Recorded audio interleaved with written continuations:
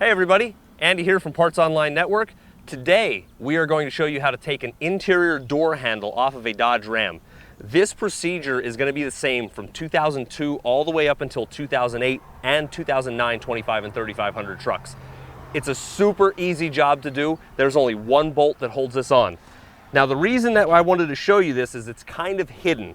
You can't see where the bolt that holds this on is. You actually have to pick the handle up a little bit, and there's a 10mm bolt hidden underneath here. This is a really simple one today. Only tools that you will need. I am using a battery powered ratchet again in the interest of time savings so the video is not too long, a medium size extension, and a 10mm socket.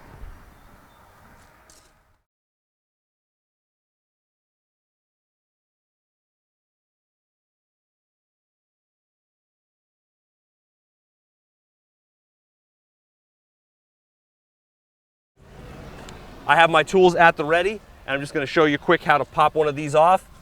And once it's off, I'll give you a little bit of a close-up so you can see how it works. The bolt doesn't actually come out of the handle itself, it stays in it.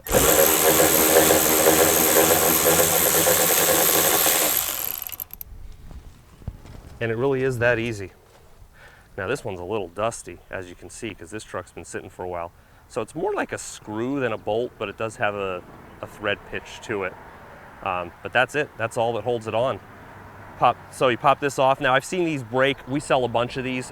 They are available on our website, which will provide the link for that if you do need one.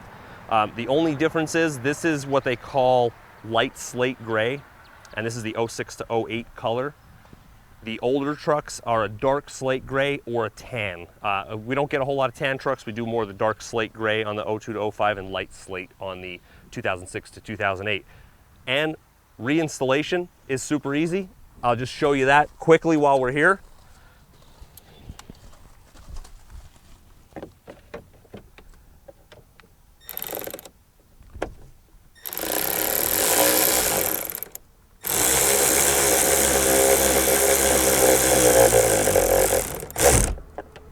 And there you have it. One bolt, easy to do, something you can do in your driveway, and we sell these for cheap. I think they're like $4 or $5 on our website for a used one. So don't bother paying it for a new one at the dealership when you can get one for super cheap at usedpartsonlinenetwork.com. Thanks for tuning in. Check back in for other videos on how to do some quick, easy repairs at home and save yourself some money from going to a shop and having it done.